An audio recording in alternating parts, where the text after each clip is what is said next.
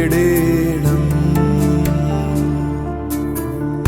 എന്റെ യേശു എന്നോടു കൂടെ വാഴുന്നല്ലോ, ഞാനെന്തിനു ഭയപ്പെടേണം. ക്രൂശിന്മേൽ ജയിച്ചവൻ, സാത്താനെ പരസ്യകോലമാക്കിയവൻ.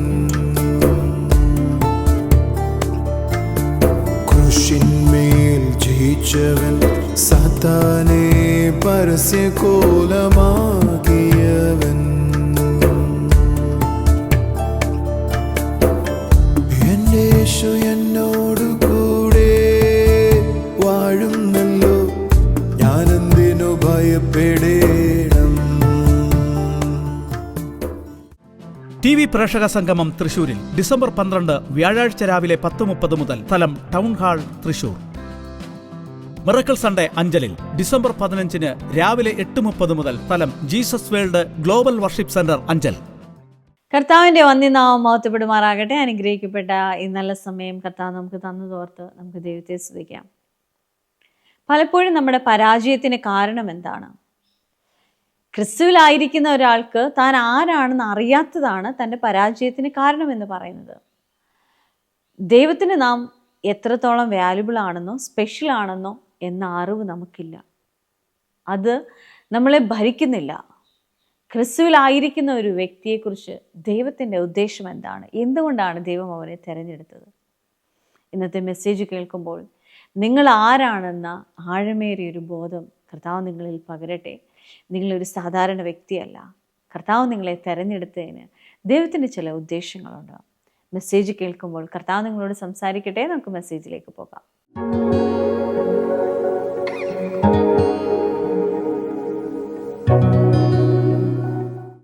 നമ്മുടെ എല്ലാം പരാജയത്തിൻ്റെ രഹസ്യം എന്നാണെന്നറിയോ? നമ്മൾ എന്തുകൊണ്ടാണ് പരാജയപ്പെടുന്നത്? നമുക്ക് ആർക്കും പരാജയപ്പെടാൻ ഇഷ്ടമല്ലല്ലോ. ആർക്കെങ്കിലും പരാജയപ്പെടാൻ ഇഷ്ടമാണോ? നിങ്ങളെന്താ പ്രതികരിക്കാതെ? നിങ്ങൾക്ക് ആർക്കെങ്കിലും പരാജയപ്പെടാൻ ഇഷ്ടമാണോ? ഒരാൾക്ക് പോലും പരാജയപ്പെടാൻ ഇഷ്ടമല്ല. പക്ഷേ നമ്മൾ പലപ്പോഴും പരാജയം ഫേസ് ചെയ്യുന്നു, പരാജയപ്പെടുന്നു. അതിൻ്റെ കാരണം എന്നായിരിക്കാം?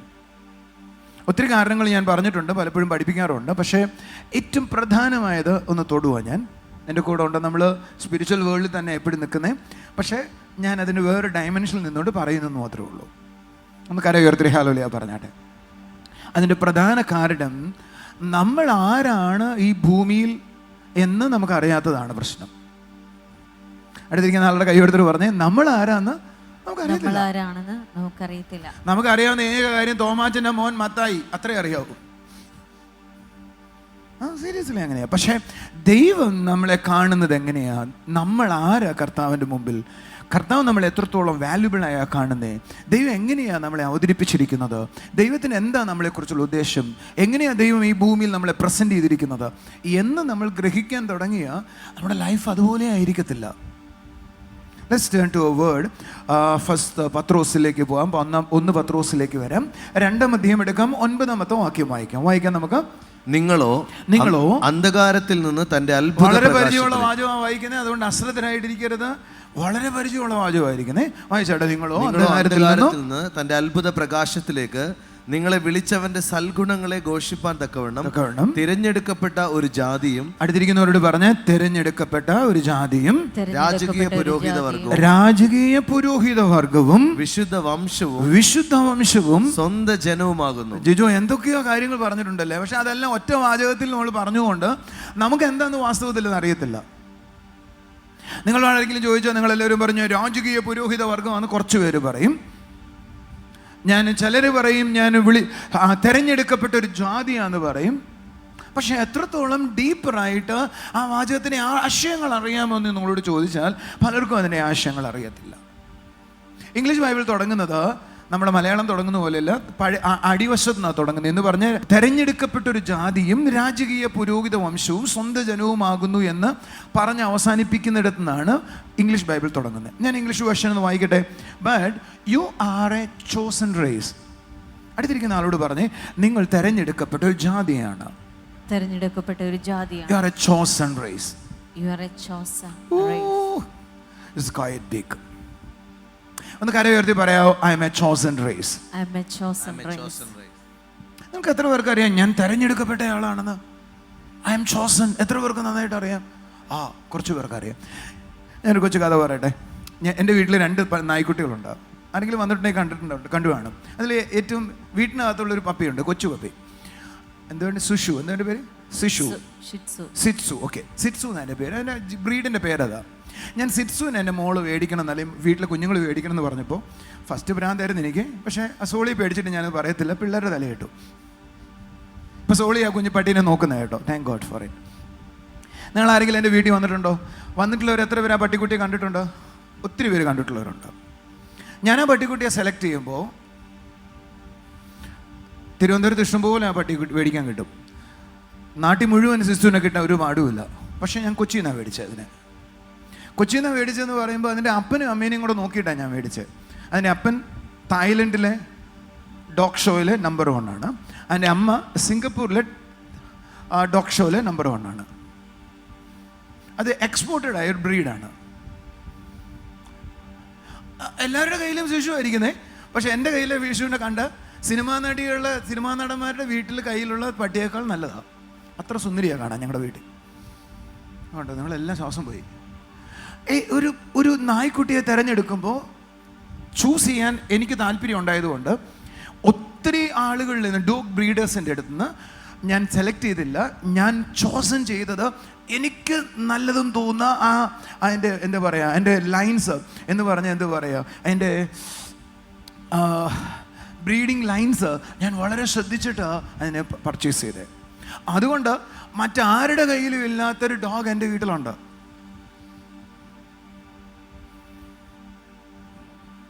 എന്തിനാ ഈ പട്ടിയുമായിട്ട് നമ്മളെ ചേർത്ത് പറയുന്നത് നിങ്ങൾ ചിന്തിക്കുമായിരിക്കും അല്ലേ? ഞാനൊരു നായ മേടിക്കാൻ പോലും ഇത്രത്തോളം സമയമെടുത്ത് അതിൻ്റെ അപ്പനാരാ അമ്മയാരാ നോക്കിയിട്ട് അതിനെ സെലക്ട് ചെയ്യുമെങ്കിൽ നിങ്ങളെ സെലക്ട് ചെയ്യണേക്കാൾ മുമ്പ് എന്നെ എത്ര വളരെ വളരെ ദൈവം പ്ലാൻ ചെയ്ത് കാണും. ഈ വ്യക്തി ഇന്നതാകണമെന്ന് ചിന്തിച്ച് കാണും. ഭയങ്കരമാണ്. നമ്മളെ സെലക്ട് ചെയ്യുമ്പോൾ ദൈവത്തിനൊരു വലിയ പ്ലാൻ ഉണ്ട്. അതുകൊണ്ടാണ് കർത്താവ് പറഞ്ഞ ചോസൺ. 100 ഉള്ളതിൽ ഒരെണ്ണത്തിനെ തെരഞ്ഞെടുക്കുക എന്ന് പറയുന്നേ. ഒരെണ്ണേ ഉള്ളൂ എങ്കിൽ ആരും അതിനെ തെരഞ്ഞെടുത്തു എന്ന് പറയത്തില്ല. 10 ഉള്ളതിൽ നിന്ന് ഒരെണ്ണം തെരഞ്ഞെടുത്തു എന്ന് പറയുന്നേ.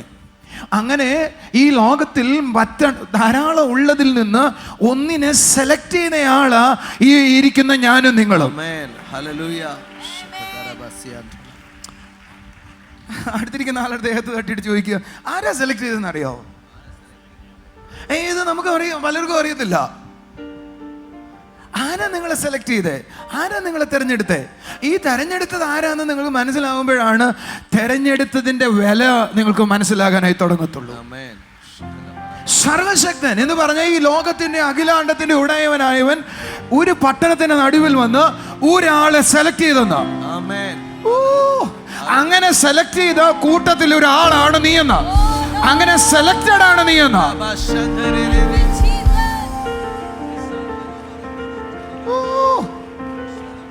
കൈകളടിച്ചൊരു നല്ല ആമേൻ പറ. ശബ്ദമേർത്തിന് നല്ല ആമേൻ പറ. നമ്മുടെ കഴിഞ്ഞ വർഷത്തെ ന്യൂ ഇയർ പ്രോഗ്രാമിന് നമ്മുടെ ജൂലിയും വേറെ മോളുടെ പേരെന്തുവായിരുന്നു? അഭിരമ്യാണ് ലീഡ് ചെയ്തത്. ഇവിടെ എത്ര യൗവനക്കാര് പിള്ളേരുണ്ടായിരുന്നു. അതിൽ ഒരാളെ സെലക്ട് ചെയ്തു. വേറെ സെലക്ട് ചെയ്തു. ഞങ്ങൾക്ക് തോന്നി ആ സ്ഥലത്തേക്ക് അവൾ പെർഫെക്റ്റ് ആണെന്ന് തോന്നി. നിങ്ങൾക്ക് അതിന് മനസ്സിലായില്ല. ആ സ്ഥലത്തേക്ക് ജൂലിയും അഭിരമ്യയും സെലക്റ്റഡ് ആയതിന്റെ കാരണം ആ സ്ഥലത്ത് മറ്റാരേക്കാളും ജൂലിയയ്ക്ക് പ്രയോജനപ്പെടാൻ പറ്റുമെന്ന് ഞങ്ങൾക്ക് തോന്നിയത് കൊണ്ടാണ് ഞാൻ അവളെ സെലക്ട് ചെയ്തതാ. നിങ്ങൾ കൈയടിച്ചില്ല, ഒരു ആമീൻ പറഞ്ഞില്ല. എങ്കിൽ ദൈവം സെലക്ട് ചെയ്തതിന്റെ ഉദ്ദേശം മറ്റൊരാളെ തെരഞ്ഞെടുക്കാൻ നിന്നെ തെരഞ്ഞെടുത്തതിന്റെ ഉദ്ദേശം, ദൈവത്തിന്റെ ഉദ്ദേശത്തിന് മറ്റേവരെക്കാളും ദൈവത്തിന് നിന്നെ പ്രയോജനപ്പെടുത്താൻ പറ്റുമെന്ന് ദൈവത്തിന് ഉറപ്പ് തോന്നിയത് കൊണ്ട് ദൈവം നിങ്ങളെ തെരഞ്ഞെടുത്തതാ. കൈയടിച്ചൊരു ആമീൻ പറഞ്ഞോട്ടെ. എന്ന് പറഞ്ഞാൽ മറ്റാരേക്കാളും ദൈവത്തിന് നിന്നെ തെരഞ്ഞെടുക്കാൻ ഒരു ഉദ്ദേശം ഉണ്ടായത് ആ സ്ഥലത്തേക്ക് മറ്റാരേക്കാളും ഫിറ്റ് ആണ് നീ എന്ന് ദൈവത്തിന് തോന്നി. കൈകളടിച്ചു ആമേൻ പറ. അപ്പൊ നിങ്ങളുടെ വില നമുക്ക് മനസ്സിലാവാഞ്ഞത്, നമ്മൾ വന്നത് ഒരു രോഗസൗഖ്യത്തിനാണ്, നമ്മൾ വന്നത് ഒരു അത്ഭുതത്തിനാണ്. നിങ്ങൾക്ക് അത്ഭുതം ഉണ്ടായി, സൗഖ്യം ഉണ്ടായി, ദാറ്റ്സ് ഓക്കെ. പക്ഷേ എനിക്ക് പറയാനുള്ളത്, ദൈവം നിങ്ങളെ തെരഞ്ഞെടുക്കുമ്പോൾ തെരഞ്ഞെടുത്തതിൻ്റെ കാരണം മറ്റൊന്നുമല്ല. തെരഞ്ഞെടുത്തതിൻ്റെ കാരണം നീ ആ തെരഞ്ഞെടുപ്പിന് ഫിറ്റ് ആണ്. ദൈവത്തിൻ്റെ കണ്ണിൽ അതിനുവേണ്ടി നിനക്ക് യോഗ്യതയുണ്ട്, അതിനുവേണ്ടി നീ പെർഫെക്റ്റ് ആണ്. അവിടെ നിന്നെ പ്രയോജനപ്പെടുത്താൻ എൻ്റെ ദൈവത്തിന് കഴിയും എന്നതിന് കൊണ്ട് മാത്രമാണ് ദൈവം തെരഞ്ഞെടുത്തത്. ഞാൻ മോഹൻ ബ്രദറിന്റെ മോളെ ഞാൻ വിളിച്ചിട്ട് ചോദിച്ചു, മോൾ ആരാ എവിടെ? കാരണം ഞാൻ ഇവിടെ ഇരിക്കുന്ന ഒത്തിരി പേരെ കണ്ടു, പക്ഷേ ആ മോളിലെ ഒരു ഡിഫറെൻ്റ് ആയ ഒരു തേജസ് ഉണ്ട്. അതെന്തുകൊണ്ടാണ് എനിക്ക് അങ്ങനെ തോന്നിയതാ? എനിക്ക് മനസ്സിലായത് ആ വീട്ടിനകത്ത് വെളിച്ചം കൊണ്ടുവന്ന ആ മോളാണ്. അവൾ തെരഞ്ഞെടുക്കപ്പെട്ടതാ. ഞാൻ ഇന്നലെ രാത്രിയിലെ എനിക്ക് തോന്നുന്നു ഏകദേശം ഒരു 12 മണിയായിട്ട് നിങ്ങൾ ഉറങ്ങുന്നില്ല, 2 മണിയായിട്ട് ഉറങ്ങുന്നില്ല. ഇവളുടെ സെലക്ഷനെ കുറിച്ച് പറയുമായിരുന്നു. 8ാം ക്ലാസ്സിൽ പഠിക്കുന്ന സമയത്ത് രാത്രിയിൽ 3 മണിയാകുമ്പോൾ ആരും ഒരാൾ വന്ന് വിളിക്കും. ഇവിടെ സോളി എന്ന് 3 പ്രാവശ്യം വിളിക്കും. ഇവളെന്നും കേൾക്കും, അശരീരി കേൾക്കുന്ന പോലെ കേൾക്കും. എഴുന്നേറ്റിരുന്ന് 3 മണിക്ക് 8ാം ക്ലാസ്സിൽ പഠിക്കുന്ന കൊച്ചു പ്രാർത്ഥിക്കും.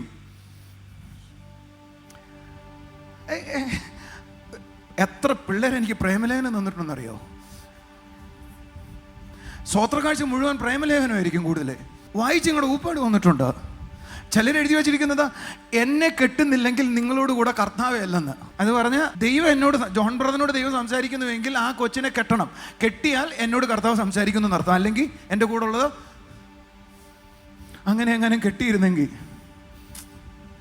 ചോസൺ, ചിലതിന് വേണ്ടി തെരഞ്ഞെടുത്തതാ. നിങ്ങളെന്താ ആമേൻ പറയാത്ത? ഞാൻ ജനിക്കണക്ക് മുമ്പ് ദൈവത്തിന്റെ പ്ലാനാണ്. അങ്ങനെ ഓരോരുത്തരെയും ദൈവം അതിനു വേണ്ടി സ്പെസിഫിക് ആയി പ്ലാൻ ചെയ്തിട്ടുണ്ടെങ്കിൽ ആ സ്പെസിഫിക് പ്ലാൻ എന്നൊരാൾ തിരിച്ചറിയുന്നോ അവിടെയാണ് അയാൾ ഷൈൻ ചെയ്യാനായി പോകുന്നത്. നിങ്ങളുടെ തലയൊക്കെ അറിയില്ല. ഒരു നല്ല ആമേൻ പറ. ഒരാൾക്ക് എപ്പോഴാണ് ദൈവം എന്നെ തെരഞ്ഞെടുത്തിരിക്കുന്ന സ്പെസിഫിക് പ്ലാൻ എപ്പോഴാണോ ഗ്രഹിക്കാൻ കഴിയുന്നത്, അപ്പോൾ മാത്രമാണ് അയാൾ തിളങ്ങാനായി തുടങ്ങുന്നത്. ആമേൻ. You are a chosen generation. You are chosen race.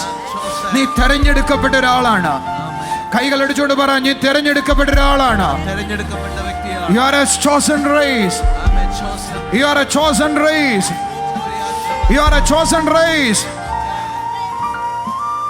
അടുത്തിരിക്കുന്ന ആളെ കൈ കൊടുത്തിട്ട് പറ, മറ്റൊരാളിൽ നിന്ന് വ്യത്യസ്തമായി ചിലത് നിനക്കൊണ്ടെന്ന് ദൈവത്തിന് അറിയാവുന്നത് കൊണ്ട് ആണ് ദൈവം നിന്നെ തിരഞ്ഞെടുത്തത്. നിങ്ങൾ മിസ് ചെയ്യല്ല, ഒന്നും കൂടെ പറയാം. മറ്റൊരാളിൽ നിന്ന് എന്ന് പറഞ്ഞ സോളി എന്ന വ്യക്തി എനിക്ക് ദൈവം തരുമ്പോ ജോൺ ദാരുവിനെ സ്യൂട്ടബിളായി മറ്റാരും പറ്റത്തില്ല, ഈ ആൾക്കേ അതിന് പറ്റുള്ളൂ എന്ന് ദൈവത്തിന് മനസ്സിലായപ്പോ നിന്നിലുള്ള പ്രത്യേകത നിനക്കറിയത്തില്ലായിരിക്കാം, പക്ഷെ സ്വർഗം പറയുക, you have chosen because I know something special in you. എന്റെ കൂടെ ഉണ്ടെങ്കിൽ ഹല്ലേലൂയ പറ. എന്റെ ദൈവത്തിന് മനസ്സിലാവും, ഇത് മറ്റാർക്കും ഇല്ലാത്തതാണ്, ഇവളിൽ ഞാനത് കാണുന്നുണ്ട് എന്ന് സ്വർഗം തിരിച്ചറിയുമ്പോഴാണ് ചിലരെ ദൈവം തെരഞ്ഞെടുക്കുന്നത്. എന്റെ കൂടെ ഉണ്ടെങ്കിൽ കൈ അടിച്ചൊരു ആമേൻ പറ. അങ്ങനെ ഒരു സ്പെഷ്യൽ പ്ലാന് നിന്റെ മേൽ വെളിപ്പെട്ടപ്പോഴാണ് ദൈവം നിന്നെ ചോസ് ചെയ്തത്. കൂടെ ഉണ്ടെങ്കിൽ കൈ അടിക്കുക, ആമേൻ പറ. ശബ്ദം ആമേൻ പറ.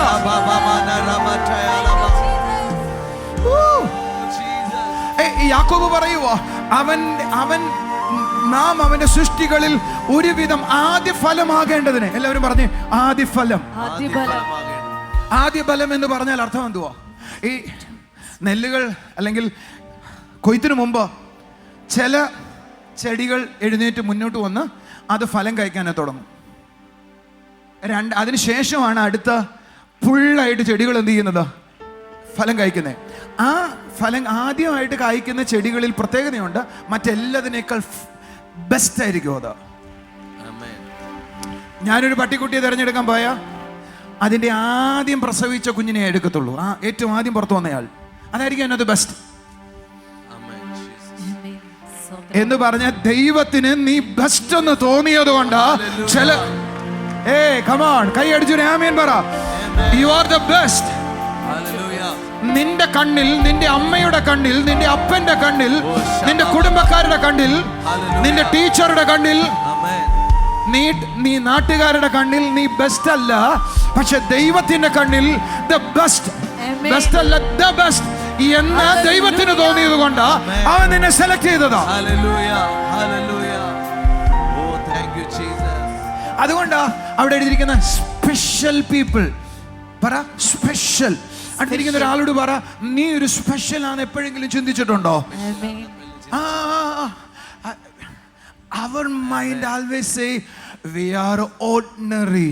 നമ്മളൊരു സാധാരണയാള്, സാധാരണ വ്യക്തി.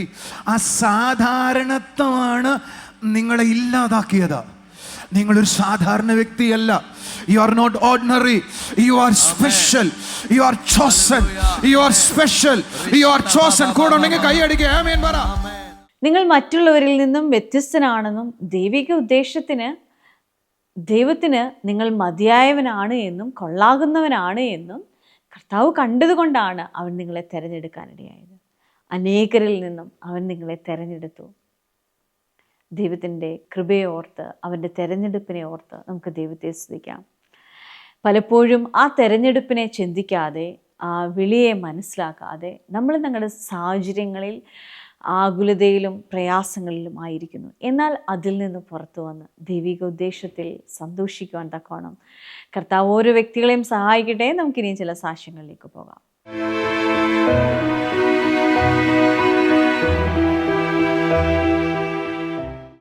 ഈ സിസ്റ്ററിന്റെ പേര് ഇന്ദിര എന്നാണ്. ബീച്ചിൽ നിന്ന് കടന്നു വരുന്നു. ഈ സിസ്റ്ററിന്റെ കഴുത്തിൽ ഒരു നെല്ലിക്കയുടെ വലിപ്പത്തിലൊരു മുഴയുണ്ടായിരുന്നു. അതുകൊണ്ട് ഭക്ഷണം കഴിക്കാനും ഒക്കെ ബുദ്ധിമുട്ടായിരുന്നു. ഒരു വർഷത്തോളമായി ഡോക്ടറെ കണ്ട് മരുന്നൊക്കെ കഴിച്ചു. അതിന് കുറവൊന്നുമില്ലായിരുന്നു. കഴിഞ്ഞ ഞായറാഴ്ച ചർച്ച് കടന്നു വന്നു. ചർച്ച് കടന്നു വന്ന് ആരാധനയെ പ്രാർത്ഥിച്ചുകൊണ്ടിരിക്കുമ്പോൾ തന്നെ കഴുത്തിലെ ഒരു വലിയൊരു തണുപ്പ് അനുഭവിച്ചു എന്നാണ് പറയുന്നത്. അതോടുകൂടി ആ മുഴ മാറിപ്പോയി, പൂർണ്ണമായി സൗഖ്യമായി എന്ന് സിസ്റ്റർ പറയുന്നു. സിസ്റ്റർ എന്ന് പറഞ്ഞേ കേക്കട്ടെ. എത്ര നാളായിട്ട് തൊണ്ടയിലും ഈ കഴുത്തിലും മൊഴിയുണ്ടായിരുന്നു? എനിക്ക് എന്താ പറയണ്ടെന്ന് അറിയണില്ല. ഞാൻ പീച്ചിന്നാ വരുന്നേ. എന്നെ അടുത്ത വീട്ടിലെ സൂമാന്ന് പറഞ്ഞ അവളെ എന്നെ കൊണ്ടുവന്നത്. ചേച്ചിയുടെ തൊണ്ടയിൽ കഴുത്തിൽ എത്ര നാളായിട്ട് മൊഴിയുണ്ടായിരുന്നു? ഒരു വർഷമായി. ഡോക്ടറെ കാണിക്കുന്നുണ്ടോ? ഡോക്ടറെ കാണിച്ചു. എവിടെ ഹോസ്പിറ്റലിൽ കാണിക്കുന്നത്? ജില്ലാ ആസ്പത്രിയില് ചികിത്സ കഴിക്കുന്നുണ്ടോ? മരുന്നുണ്ടായിരുന്നു. ഓക്കെ. എന്നിട്ട് ആ മുഴ മാറിയില്ലായിരുന്നു? തൊട്ടാൽ അറിയാം. പിന്നെ അതിങ്ങനെ അടഞ്ഞിരിക്കുകയായിരുന്നു. ഓക്കെ. അത് കഴിഞ്ഞ ഞായറാഴ്ച പ്രാർത്ഥനയ്ക്ക് വന്നു, പൂർണ്ണമായിട്ട് മാറിപ്പോയി. അതിന് പാവം, അതിന് പറയാൻ പോലും അറിയത്തില്ല. അത് ആദ്യമായിട്ട് ഇങ്ങനെ ഒരു കാര്യത്തിന് അറ്റൻഡ് ചെയ്യുന്നേ. കൈയടിച്ച് കർത്താവിനെ സ്തുതിച്ച് യേശു ചെയ്ത നന്മകൾക്ക് നന്ദി പറയാം. അറിയാത്ത ഞാൻ ചേച്ചിക്ക് വേണ്ടി 1-2 കാര്യങ്ങൾ കൂടെ പ്രാർത്ഥിക്കട്ടെ. ഒന്നാമത്തെ കാര്യം, ചേച്ചിയുടെ തൊലിപ്പുറത്ത് വരണ്ടു പോകുന്ന ഒരു പ്രയാസമുണ്ട്. ചില സമയത്ത് അത് വരണ്ടിട്ട് ചേച്ചിക്ക് ചൊറിച്ചിൽ വരും. ഉണ്ട് എന്ന് പറഞ്ഞാൽ ഉണ്ടെന്നാണ് അർത്ഥം കേട്ടോ. ഞാനും പണ്ട് ഉണ്ടാ പറഞ്ഞോണ്ടിരുന്നേ. ഒന്ന് കൈയടിച്ച് കർത്താൻ. കാരണം കുന്നുമുളകായിരുന്നു നമ്മുടെ സ്ഥലം. ഇന്ന് ചേച്ചിയുടെ ആ സ്കിൻ പ്രോബ്ലത്തെ യേശു സൗഖ്യമാക്കും. ആമേൻ. കുറച്ചും കൂടെ ഉത്സാഹമായിട്ടൊന്ന് കൈയടിച്ച് ഒരു ആമേൻ പറഞ്ഞേ. 2, ചേച്ചി കണ്ണാടി വെച്ചിരിക്കുന്നതുകൊണ്ട് കാഴ്ചക്കുറവ് അറിയാം. പക്ഷേ ഞാനിപ്പോൾ പറയാൻ പോകുന്നത് ചേച്ചിയുടെ കാഴ്ചക്കുറവല്ല. ചേച്ചിയുടെ ഇടത്തെ കണ്ണിനകത്ത് കാഴ്ചക്കുറവിനോടൊപ്പം തന്നെ ഒരു എന്താ പറയുക, എന്തോ ഒരു കരട് ഓടി നടക്കുന്ന പോലെ കറുത്ത കുത്തുകളായിട്ട് ചേച്ചിക്ക് തോന്നുന്നു. ചേച്ചിക്ക് 2 കണ്ണിനും കാഴ്ചക്കുറവുണ്ട്. പക്ഷെ ഈ കണ്ണിന് ഈ ഇടയ്ക്കായിട്ട് ആ കണ്ണിനകത്തൊരു കറുത്ത കുത്ത് ഓടി നടക്കണ പോലെ അറിയാം. ചേച്ചി അത് കുറച്ച് ദിവസമായിട്ട് ഇങ്ങനെ വെച്ചോണ്ടിരിക്കുക. ഇനിയൊരു ഡോക്ടറെ കാണണ്ട എന്ന് പറഞ്ഞു വെച്ചോണ്ടിരിക്കുക. എനിക്ക് ഇന്ന് പകല് കർത്താവ് ചെയ്യാൻ പോകുന്നത് ആ കണ്ണിനെ സൗഖ്യമാക്കാൻ പോവാ. ആമേൻ. നമ്മുടെ ചുണയായിട്ട് കൈയടിക്കാൻ ആമേൻ പറയാം. അത് മാത്രമല്ല, ഈ ചേച്ചിക്ക് ഈ ഇടത്തെ തോളും ഇടത്തെ കൈയും ഭയങ്കര വേദനയും കഴപ്പുമാണ്. വേദനയാണ്. ഇന്ന് പകല് യേശുവിന്റെ അത്ഭുതകാരം നിങ്ങൾക്ക് അതിന് സൗഖ്യം തരാൻ പോവുക. അത് മാത്രമല്ല ചേച്ചിയുടെ വലത്ത് വശത്തെ ചെവിക്ക് ഒരു അസ്വസ്ഥതയുണ്ട്. വേദനയുണ്ട്. ഉണ്ട്. യേശു കർത്താവ് ആ ചെവിക്ക് ചേച്ചിക്ക് ഇപ്പൊ തോന്നുന്നത് ഫോൺ വെച്ച, സോറി ഇടതുവശത്തല്ല, വലതുവശത്തല്ല, ഇടതുവശത്ത് ഫോൺ വെച്ച ചേച്ചിക്ക് ചിലപ്പോൾ വ്യക്തമായിട്ട് കേൾക്കാൻ കഴിയാത്ത പോലെ ഉണ്ട്. ഞാൻ ഈ ചേച്ചിയുടെ അടുക്കലെ ചേച്ചിയുടെ ഇടതുവശത്ത് നിൽക്കുന്ന ഒരു ദൈവദൂതനെ കാണാം. ഞാൻ പുള്ളി എവിടെയെല്ലാം കണ്ടിട്ടുണ്ടോ അവിടെയെല്ലാം ചെവികൾ തുറക്കുന്നത് ഞാൻ കണ്ടിട്ടുണ്ട്. നിങ്ങൾ വിശ്വസിക്കുന്നുവെങ്കിൽ ഇന്ന് പകൽ ചിലരുടെയും കൂടെ ചെവിയെ യേശു സൗഖ്യമാക്കാൻ പോവാം. ഈ ചേച്ചിക്ക് അനുഭവിക്കാൻ കഴിയുന്നൊരു കാര്യം പറയട്ടെ. ഞാൻ അനുഭവിക്കാൻ കഴിയുന്നൊരു കാര്യം പറയട്ടെ. ഞാനിത് പറഞ്ഞുകൊണ്ടിരുന്നപ്പോൾ ചെവിയുടെ കാര്യം പറഞ്ഞപ്പോൾ ചേച്ചിയുടെ തലയിൽ നിന്ന് ഒരു ഷോക്ക് പോലെ ചേച്ചിയുടെ തലയിലേക്ക് വന്നു. എന്നിട്ട് ആ ചെവിയുടെ അവിടെ മാത്രം ചേച്ചിക്ക് കറണ്ട് അടിച്ചു. ആ കറണ്ട് അടിച്ചതിനെ ഞങ്ങൾ വിളിക്കുക കർത്താവിന്റെ ശക്തി വ്യക്തികളെ തൊട്ടെന്ന് പറയും. ഒന്നും കൂടെ ചുണയായി കൈ അടിച്ചു ആമേൻ പറഞ്ഞേ. ആമേൻ. ഈ സിസ്റ്ററിന് പറയാനുള്ളത് 3 അത്ഭുത സാക്ഷ്യങ്ങളാണ്. ചർച്ചിൽ വിളിച്ച് പ്രാർത്ഥിച്ചതിന്റെ ഫലമായി ഉണ്ടായ അത്ഭുത സാക്ഷ്യങ്ങളാണ്. ആദ്യത്തെ സാക്ഷ്യം, ഈ സിസ്റ്ററിന്റെ ഭർത്താവിന് ഏറ്റവും വലിയ ആഗ്രഹമായിരുന്നു 7 സീറ്റുള്ള ഒരു വാഹനം വാങ്ങണമെന്ന്. എന്നാൽ അവർ കുടുംബമായി പ്രാർത്ഥിച്ചിരുന്നു. എന്നാൽ ചർച്ചിൽ വെച്ച് പ്രാർത്ഥിച്ചതിന്റെ ഫലമായി കഴിഞ്ഞ മാസം ആഗസ്റ്റ് 27-ാം തീയതി ആ വാഹനം വാങ്ങുവാൻ സാധിച്ചു. രണ്ടാമത്തെ സിസ്റ്ററിന്റെ സാക്ഷ്യം, അമ്മയുടെ 1 വർഷമായി നഷ്ടപ്പെട്ടു പോയ സ്വർണ്ണമോതിരം ചർച്ചിൽ വിളിച്ച് പ്രാർത്ഥിച്ചതിന്റെ ഫലമായി 1 വർഷമായിട്ട് നഷ്ടപ്പെട്ടു പോയത്. അത് ഭയങ്കര പരിപാടിയായിപ്പല്ലോ. 1 വർഷമായിരുന്നു കാണാതെ പോയിട്ട്. വീടുകളെല്ലാം തേടി നടന്നിട്ടും കണ്ടില്ല. കഴിഞ്ഞ ദിവസം നോക്കിയപ്പോൾ അത് പെരക്കാത്ത് തന്നെ കിടന്നു കിട്ടി. എങ്ങനെയാണെന്ന് അറിയത്തില്ല. ശരി, അതിന് ഞങ്ങൾ വിളിക്കും ഏഞ്ചൽ ദൂതന്മാർ കൊണ്ടിട്ടാന്ന് പറയും. മൂന്നാമത്തെ സാക്ഷ്യം, ഈ സിസ്റ്ററിന്റെ അനുജത്തി മാലിദ്വീപിൽ പോകുന്നതിന് വേണ്ടി ആഗസ്റ്റ് 22-ാം തീയതി ഇന്റർവ്യൂ ഉണ്ടായിരുന്നു. എന്നാൽ ജീസസ് ടൈമിൽ വിളിച്ച് പ്രാർത്ഥിച്ചതിന്റെ ഫലമായി സെപ്റ്റംബർ 21-ാം തീയതി മാലിയിലേക്ക് പോവുകയും ജോലിയിൽ പ്രവേശിക്കുകയും. TV പ്രേക്ഷക സംഗമം പൂവാറിൽ ഡിസംബർ 17 ചൊവ്വാഴ്ച രാവിലെ 10:30 മുതൽ. സ്ഥലം ശ്രുതി ഓഡിറ്റോറിയം, ലയോള കോളേജ് ജംഗ്ഷൻ, വിഴിഞ്ഞം റോഡ്, പൂവാർ. TV പ്രേക്ഷക സംഗമം എറണാകുളത്ത് ഡിസംബർ 18 ബുധനാഴ്ച രാവിലെ 10:30 മുതൽ. സ്ഥലം AJ hall, Kaloor private bus സ്റ്റാൻഡിന് സമീപം, എറണാകുളം. TV പ്രേക്ഷക സംഗമം പാലക്കാട് ഡിസംബർ 19 വ്യാഴാഴ്ച രാവിലെ 10:30 മുതൽ. സ്ഥലം മോത്തി മഹൽ കല്യാണ മണ്ഡപം, KSRTC ബസ് സ്റ്റാൻഡിനു സമീപം, Shoranur road, Nurani. Miracle Sunday പാറശാലയിൽ ഡിസംബർ 22 വൈകുന്നേരം 4:30 മുതൽ. സ്ഥലം ഷീല കല്യാണ മണ്ഡപം, പാറശാല. കർത്താവിൻ്റെ അത്ഭുത പ്രവൃത്തികൾക്കായി നന്ദി പറയാം. ക്രിസ്തുവിലായിരിക്കുന്ന ഓരോ വ്യക്തികൾക്കും ഓരോ ദിവസവും അത്ഭുതങ്ങളിൽ ജീവിക്കുവാനായി കഴിയും. കാരണം അവരിൽ വസിക്കുന്ന ദൈവത്തിൻ്റെ ശക്തിയാണ് അതിന് കാരണമെന്ന് പറയുന്നത്. നിങ്ങളൊരു സാധാരണ വ്യക്തിയല്ല. നിങ്ങളുടെ മുൻപിലായിരിക്കുന്ന ഏത് സാഹചര്യത്തെയും നിങ്ങൾക്ക് നിഷ്പ്രയാസം ജയിക്കുവാനായി കഴിയും. കാരണം അവൻ്റെ ശക്തി അവൻ നിൻ്റെ ഉള്ളിൽ പകർന്നിരിക്കുന്നു. ആ വെളിച്ചത്തെ ദൈവം നിൻ്റെ ഉള്ളിൽ ആക്കി വച്ചിരിക്കുന്നു. ഒരു നിമിഷം കണ്ണുകളെ അടച്ച് പ്രാർത്ഥിക്കാം. കർത്താവെ, ഞങ്ങളെ കാണുന്ന ഓരോ കുടുംബങ്ങളെയും അവിടുത്തെ കരങ്ങളിൽ ഏൽപ്പിക്കുന്നു. കർത്താവെ, ദൈവത്തിൻ്റെ നീതിയുള്ള കരത്തിനായി നന്ദി പറയുന്നു. ക്രിസ്തുവിലായിരിക്കുന്ന ഓരോ വ്യക്തിയെക്കുറിച്ചും ദൈവത്തിൻ്റെ വചനം പറയുന്നത് അവൻ സാധാരണ വ്യക്തിയല്ല, അസാധാരണമായ ചിലത് അവനിലുണ്ട് എന്നാണ്. ഒരു ശത്രുവിനും ആ വ്യക്തിയെ തൊടുവാൻ കഴിയില്ല. ദൈവത്തിൻ്റെ വചനം പറയുന്നത് സൂര്യനോ ചന്ദ്രനോ കാലങ്ങൾക്കോ യാതൊന്നിനും അവൻ്റെ നന്മയെ തടയുവാനായി കഴിയത്തില്ല. എന്നെ കാണുന്ന കുടുംബങ്ങളിൽ ദൈവത്തിൻ്റെ സമൃദ്ധി ചലിക്കട്ടെ, ദൈവത്തിൻ്റെ വലിയ നിറവ് ചലിക്കട്ടെ, ദൈവത്തിൻ്റെ വലിയ നന്മയുടെ അനുഭവങ്ങൾ കർത്താവേ ഈ കുടുംബങ്ങൾ അനുഭവിക്കട്ടെ. യേശുവേ, അവിടുന്ന് ചെയ്യുന്നതിനായി നന്ദി പറയുന്നു. കർത്താവേ, സമാധാനമില്ലാതായിരിക്കുന്ന ചില വീടുകളിൽ ദൈവം സമാധാനത്തെ പകരുക. ചില അഡിക്ഷനായിരിക്കുന്ന വ്യക്തികളെ കർത്താവ് വിടുവിക്കുക. തകർച്ചയിലൂടെ പോകുന്ന ചില കുടുംബങ്ങളെ കർത്താവ് വിടുവിക്കുക. മാറി മാറി രോഗം തൻ്റെ വീട്ടിൽ ആയിരിക്കുന്നു എന്ന് പറയുന്ന ചിലരെ കർത്താവ് വിടുവിക്കുക. അവിടുന്ന് ചെയ്യുന്ന പ്രവൃത്തിക്കായി നന്ദി പറയുന്നു കർത്താവേ, നന്ദി പറയുന്നു കർത്താവേ, നന്ദി പറയുന്നു കർത്താവേ. Hallelujah, hallelujah. കർത്താവേ, അതേപോലെ എനിക്കൊരു മോനെ കാണാം. പഠിക്കുന്ന ഒരു മോനാണ്. 18 വയസ്സിന് താഴെയുള്ള ആ മകന് ഡിസ്കിന് പ്രയാസമായിട്ടാണ് ആയിരിക്കുന്നത്.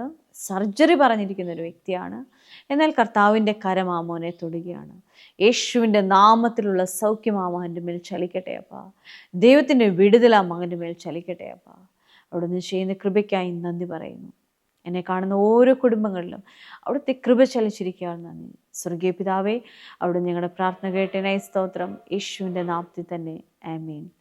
എല്ലാവിധമായ നന്മകൾ കൊണ്ടും കർത്താവ് നിറയ്ക്കട്ടെ. God bless you.